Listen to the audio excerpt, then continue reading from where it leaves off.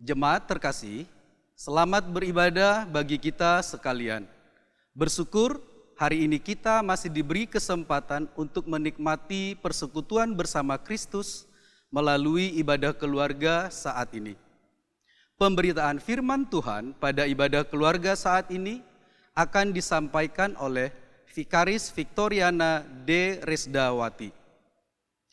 Mari persiapkan hati untuk masuk dalam kekudusan Allah. Mari bersaat teduh.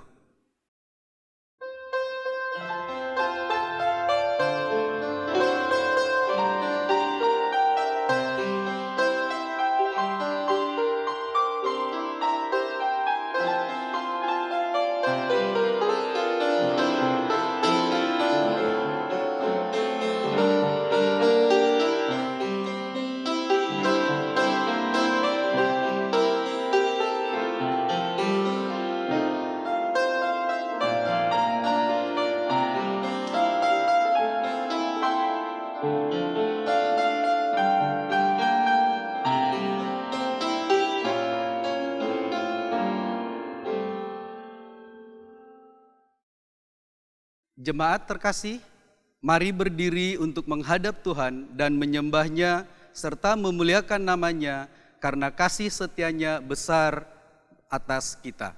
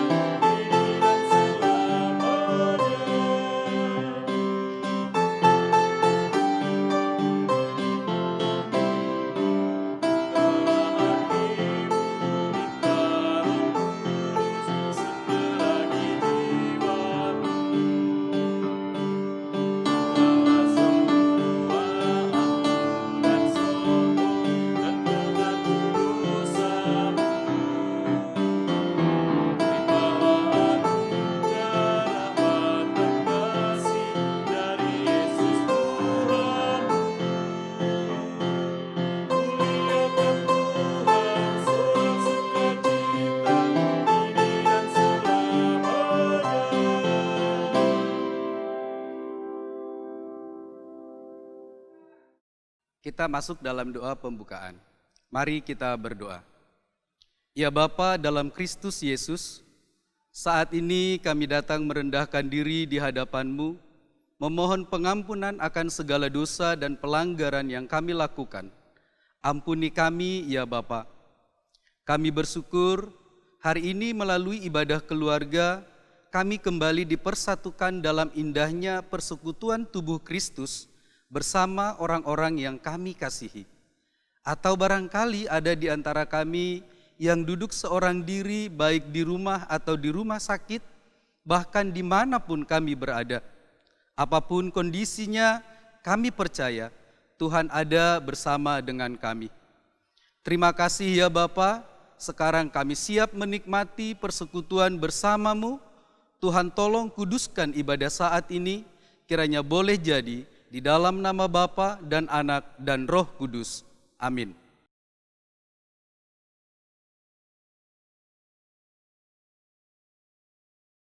Kita masuk dalam Mazmur Pujian yang terambil dari kitab Mazmur pasal 40 ayat 5 sampai 6. Mazmur pasal 40 ayat 5 sampai 6. Berbahagialah orang yang menaruh kepercayaannya pada Tuhan, yang tidak berpaling kepada orang-orang yang angkuh atau kepada orang-orang yang telah menyimpang kepada kebohongan. Banyaklah yang telah Kau lakukan ya Tuhan Allahku, perbuatan-Mu yang ajaib dan maksud-Mu untuk kami. Tidak ada yang dapat disejajarkan dengan Engkau. Aku mau memberitakan dan mengatakannya, tetapi terlalu besar jumlahnya untuk dihitung.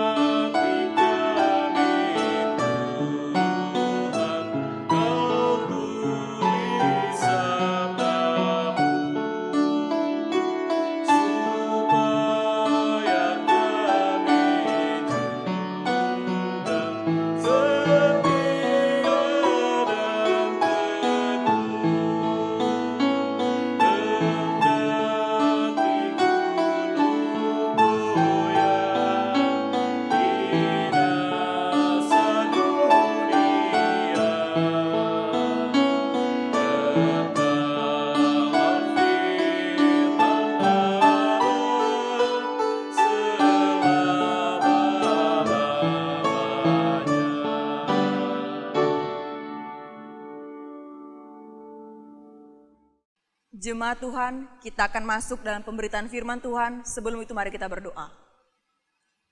Kami mau mendengarkan firman-Mu, ya Bapa dalam Kristus Yesus.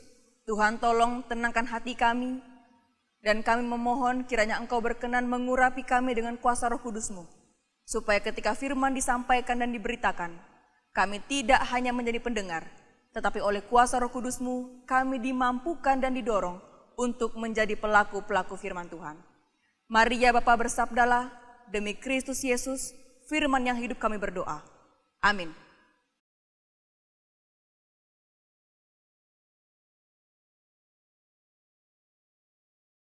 Bacaan Alkitab hari ini dari kitab Mazmur pasal 40 ayat 10 sampai 18. Kitab Mazmur pasal 40 ayat 10 sampai 18 yang menyatakan, Aku mengabarkan keadilan dalam jemaah yang besar, bahkan tidak kutahan bibirku, Engkau juga yang tahu, ya Tuhan. Keadilan tidaklah kusembunyikan dalam hatiku, kesetiaan-Mu dan keselamatan daripadamu kubicarakan, kasih-Mu dan kebenaran-Mu tidak kudiamkan kepada jemaah yang besar. Engkau Tuhan, janganlah menahan rahmat-Mu daripadaku, kasih-Mu dan kebenaran-Mu kiranya menjaga aku selalu. Sebab malapetaka mengepung aku sampai tidak terbilang banyaknya. Aku telah terkejar oleh kesalahanku, sehingga aku tidak sanggup melihat.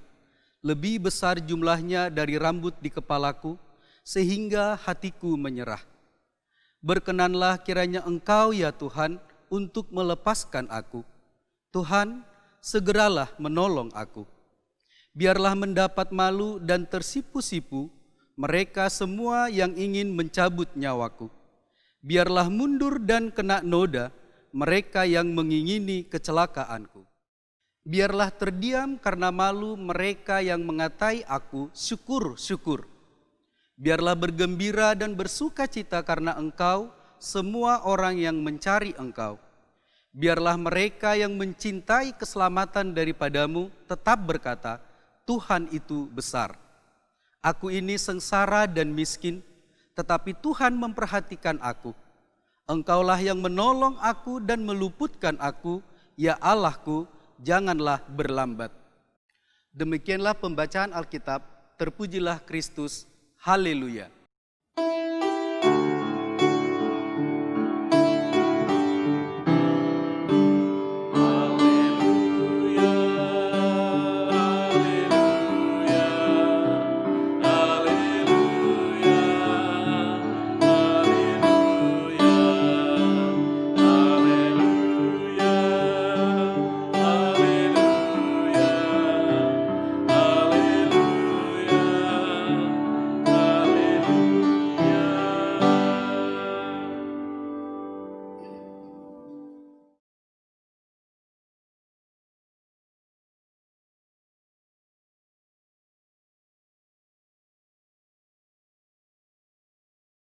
Shalom, Bapak Ibu yang diberkati Tuhan. Kalau Bapak Ibu menyimak atau membaca setidaknya dari ayat pertama pasal 40 ini, maka di awal perikop kita akan menemukan keterangan tentang Mazmur ini. Dikatakan di bawah perikop syukur dan doa, di sana dituliskan untuk pemimpin biduan Mazmur Daud. Nah, Bapak Ibu, kemungkinan besar Mazmur ini ditulis berdasarkan pengalaman hidup Daud. Lalu selanjutnya, kalau Bapak Ibu perhatikan lagi di bagian paling bawah, itu kan di bagian kata-kata dalam tiap ayat, di bagian paling bawah itu ada tulisan kecil.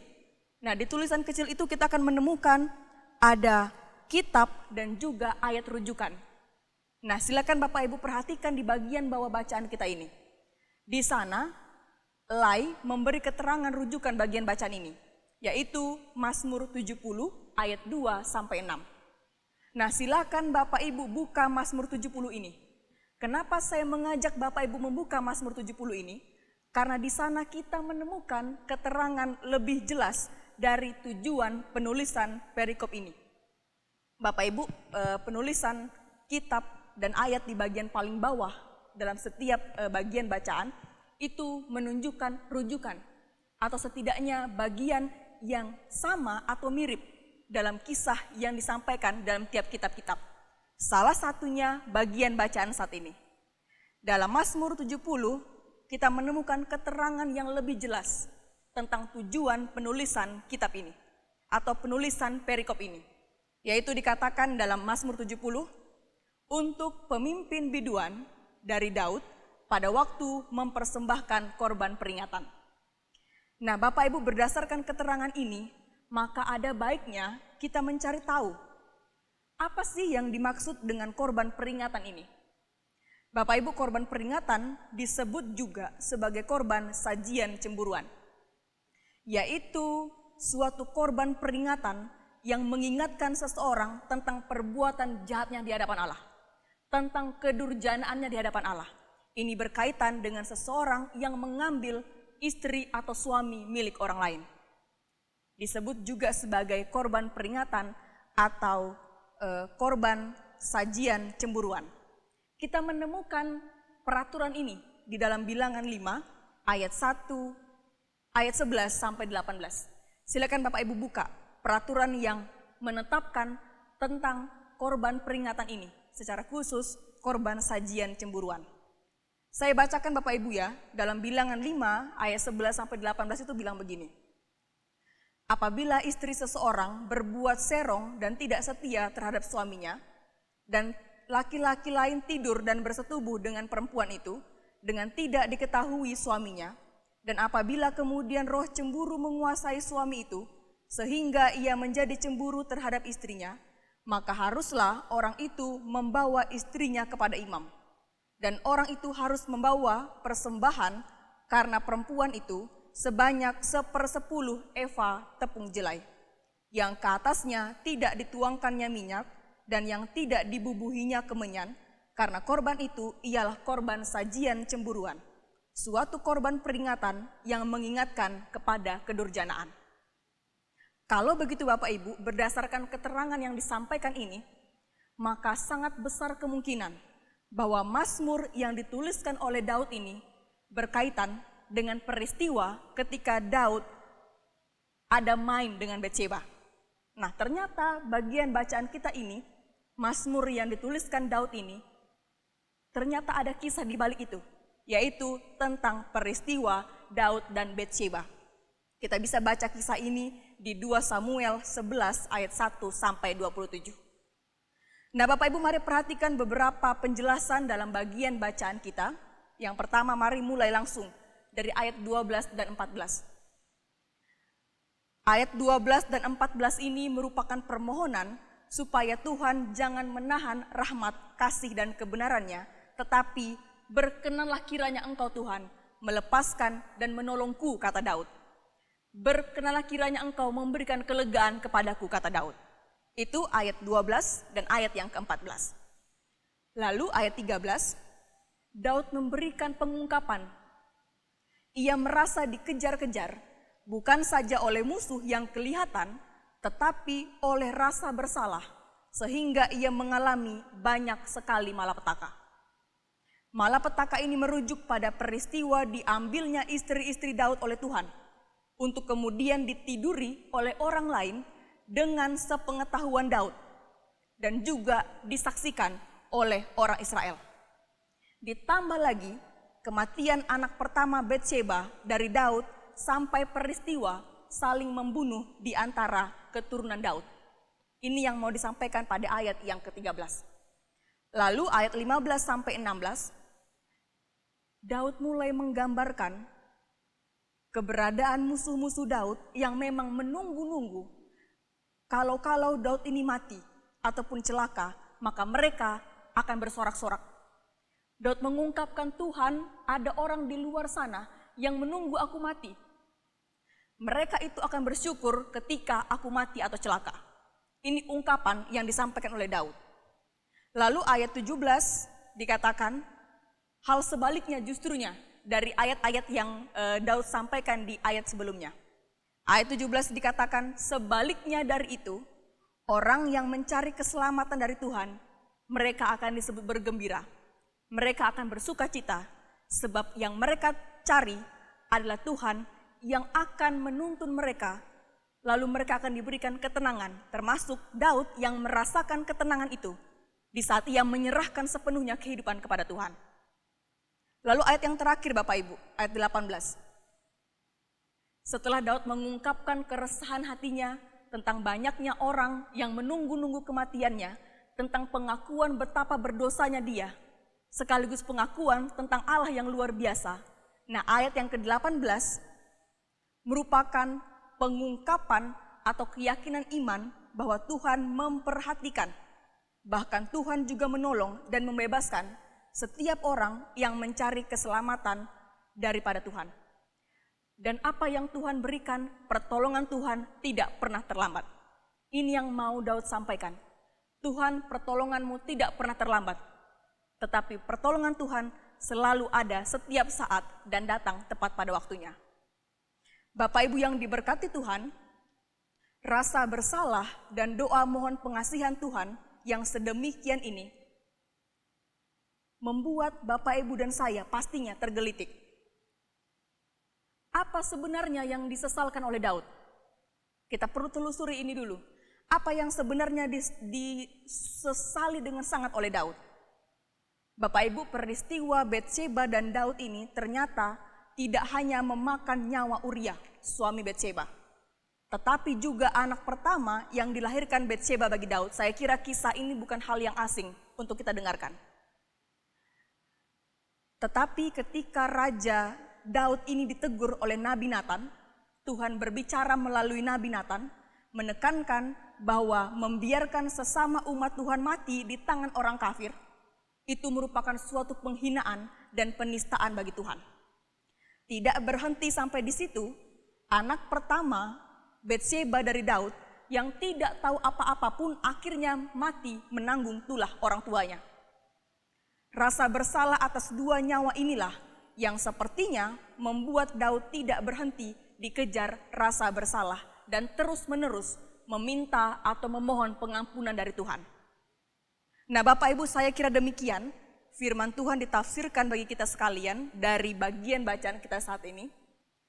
Lalu sekarang bagaimana firman Tuhan ini mau kita bawa dan kerjakan dalam kehidupan beriman kita? Hal yang pertama Bapak Ibu, barangkali kita pernah mengalami atau mungkin juga saat ini kita sedang mengalami kondisi seperti Daud. Rasa bersalah di hadapan Tuhan, perasaan dikejar-kejar, atau rasa tidak tenang karena masa lalu yang ternyata belum selesai. Dan barangkali banyak hal-hal yang kita alami dan jumpai dalam kehidupan kita. Bapak Ibu yang diberkati Tuhan, persoalan dan pergumulan ini tidak bisa kita hindari. Kenapa? Karena Bapak Ibu dan saya adalah orang-orang berdosa.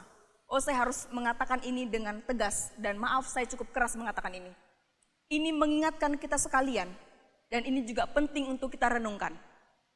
Roma 3 mengatakan dengan jelas bahwa tidak ada manusia yang tidak berdosa di bawah kolong langit ini. Semua orang berdosa. Tetapi, nah ini yang menariknya dan luar biasanya Tuhan yang kita sembah. Tetapi oleh karena kasih karunia Allah, maka Bapak, Ibu, dan saya dibenarkan dalam iman kepada Tuhan Yesus Kristus. Memang benar pengampunan diberikan, tetapi ingat konsekuensi dosa tetap berlaku. Ini pun yang terjadi kepada Daud. Daud meminta pengampunan kepada Tuhan. Daud berpuasa, memohon, meratap di tanah supaya Tuhan mengampuni. Memang benar Tuhan mengampuni, tetapi konsekuensi dosa, kematian anak pertamanya, juga banyak hal yang ia alami adalah salah satu bentuk konsekuensi dosa yang harus Daud terima. Kalau begitu Bapak Ibu, saya ulangi lagi, memang benar pengampunan diberikan Tuhan. Tetapi ingat, konsekuensi dosa tetap berlaku. Oleh sebab itu, meminta ampun saja tidak cukup. Tetapi juga perlu adanya perubahan dalam kehidupan kita. Berdamai dengan sendiri salah satunya, lalu kemudian merespon kasih karunia Allah dengan cara membiarkan Tuhan yang mengambil alih nahkoda kehidupan kita. Kalaupun konsekuensi dosa kita hadapi, ingatlah Bapak Ibu, konsekuensi tersebut merupakan cara Allah mengasihi Bapak Ibu dan saya untuk memurnikan kepemilikannya. Itu hal yang pertama Bapak Ibu. Hal yang kedua dan terakhir, dalam bagian bacaan kita ini, Daud memberikan kesaksian sekaligus penguatan bagi kita. Pertolongan hanya ditemukan di dalam Tuhan. Dan cara Tuhan menolong itu sangat-sangat ajaib. Pertolongan Tuhan tidak pernah terlambat. Pertolongan Tuhan tidak pernah terlalu cepat. Tapi pertolongan Tuhan selalu tepat pada waktunya. Dan pertolongan ini selalu Tuhan kerjakan dengan cara-caranya yang ajaib. Mengapa saya katakan ajaib Bapak Ibu? Karena ternyata acap kali Tuhan justru menolong kita dengan cara yang kita pandang tidak baik. Justru ternyata cara Tuhan menolong kita dengan cara-cara yang di luar nalar kita sebagai manusia. Acap kali Tuhan pakai kegagalan. Acap kali juga Tuhan pakai jalan buntu. Bahkan pergumulan dan banyak hal yang lainnya yang terjadi di luar pikiran kita. Tetapi ternyata pengalaman-pengalaman ini adalah cara Tuhan untuk memulihkan Bapak Ibu dan saya. Adalah cara Tuhan menolong Bapak Ibu dan saya untuk tidak melenceng jauh dari apa yang sudah Ia rancangkan. Daud memberikan kesaksian tersebut Bapak Ibu. Hanya Tuhanlah sumber pertolongan sejati. Tangan Tuhan selalu terulur untuk menolong Bapak Ibu dan saya. Tetapi acap kali kehendak yang tidak sejalan dengan Allah justru mengaburkan pandangan kita untuk melihat uluran tangan Tuhan tersebut. Kalau kita sudah tahu Tuhan adalah sumber pertolongan, maka kiranya kita tidak melepaskan diri dari kasih karunia Allah tersebut. Biar badai menerpa, biar ombak menyerang, tetapi jika itu dilalui di dalam dan bersama Tuhan, maka tidak ada yang tidak bisa dilalui. Tetapi justru dalam nama Yesus, Bapak Ibu dan saya mampu berjumpa dengan Allah, kendati di dalam badai. Tidak hanya berjumpa, Bapak Ibu dan saya akan dipastikan menjadi pribadi-pribadi yang keluar sebagai pemenang. Mari terus meminta pertolongan Tuhan, mari bergantung kepada Tuhan, sebab hanya di dalam Tuhan ada ketenangan, ada damai sejahtera yang Tuhan karuniakan bagi setiap orang yang berserah sepenuhnya kepada Allah. Tuhan berkati kita sekalian. Amin. Jemaat terkasih, kita akan merespon firman Tuhan sekaligus memberikan persembahan syukur.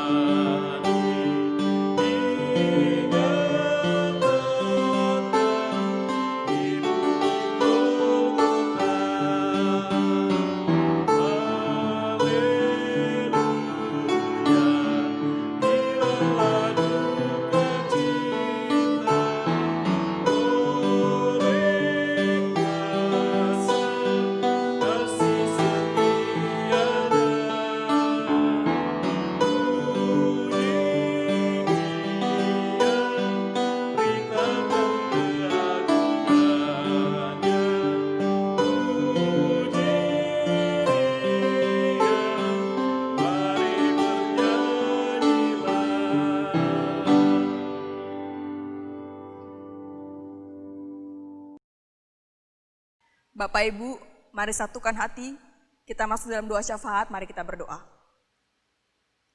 Ya Bapa yang kami sapa dan sembah di dalam nama Tuhan kami Yesus Kristus, kami bersyukur ya Bapa, sebab oleh kasih karunia-Mu, tiap-tiap kami Tuhan pulihkan.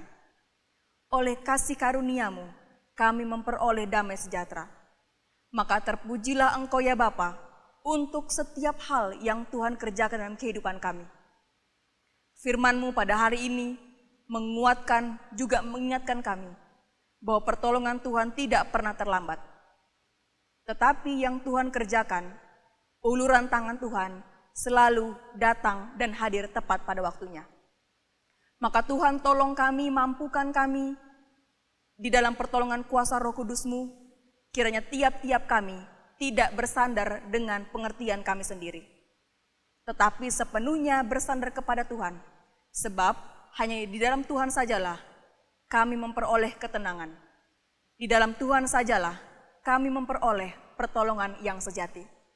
Maka Tuhan tolong Engkau hadir, buat kami berdamai dengan diri kami sendiri, buat kami berdamai dengan masa lalu kami, supaya masa-masa yang baik, yang indah yang Tuhan sediakan di masa depan kami, dapat kami tapaki dengan kelegaan, dengan penuh sukacita.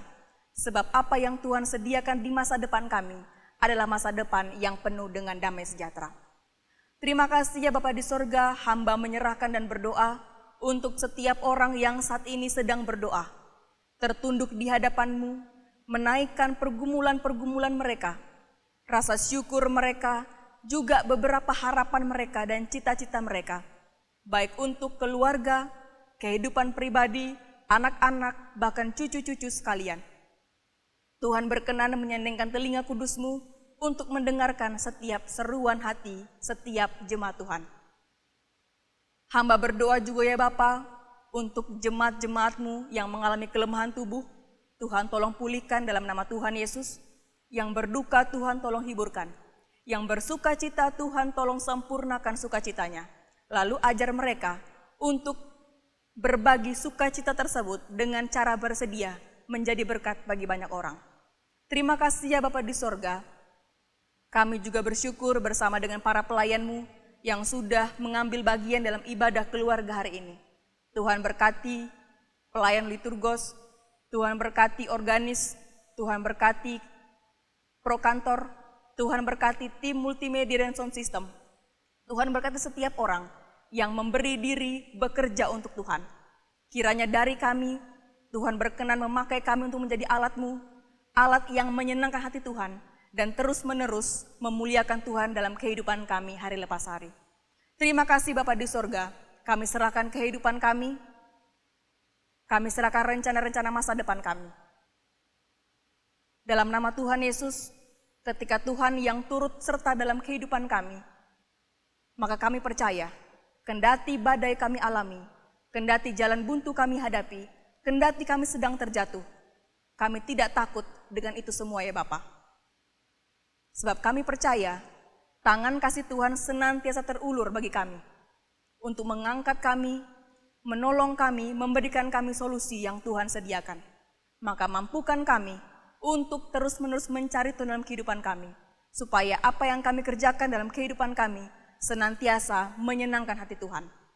Terima kasih Bapa di sorga, ini syukur kami ya Bapa, ini permohonan kami mohon ampun akan setiap dosa pelanggaran yang kami lakukan yang tidak berkenan di hadapan-Mu. Kami serahkan doa ini hanya di dalam nama Tuhan Yesus, Juru Selamat kami yang hidup dan yang sudah mengajar kami berdoa bersama. Bapa kami yang di sorga, dikuduskanlah nama-Mu, datanglah kerajaan-Mu, jadilah kehendak-Mu di bumi seperti di sorga. Berikanlah kami pada hari ini makanan kami yang secukupnya, dan ampunilah kami akan kesalahan kami, seperti kami juga mengampuni orang yang bersalah kepada kami. Dan janganlah membawa kami dalam pencobaan, tapi lepaskanlah kami daripada yang jahat.